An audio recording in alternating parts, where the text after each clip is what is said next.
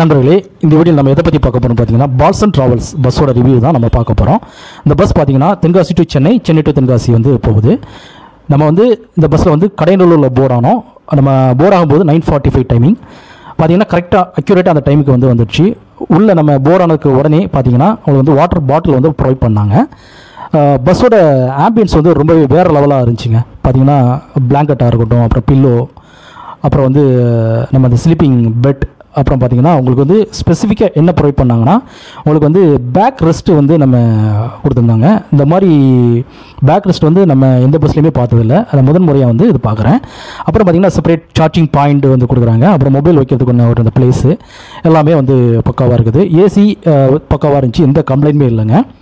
அப்புறம் பார்த்தீங்கன்னா உங்களுக்கு வந்து மெயினாக சொல்லணும்னு பார்த்தீங்கன்னா உங்களுக்கு இந்த பஸ்ஸில் வந்து பார்த்திங்கன்னா வாஷ்ரூம் ஃபெசிலிட்டிஸ் வந்து இருக்குது. நம்ம தென்காசி டு சென்னை போகிற வண்டியில் பார்த்தீங்கன்னா ஒரு 2 வண்டியில் தான் அந்த ஃபெசிலிட்டிஸ் இருக்குது. ஒன்று லயன் ட்ராவல்ஸ் ஏசி பஸ், அப்புறம் பார்த்திங்கன்னா இந்த பால்சன் ட்ராவல்ஸ் ஏசி பஸ். இந்த 2 பஸ்லேயும் நம்ம அந்த வாஷ்ரூம் ஃபெசிலிட்டி இருக்குது. ஒன்லி ஃபார் யூரினரி பர்பஸ் தான்.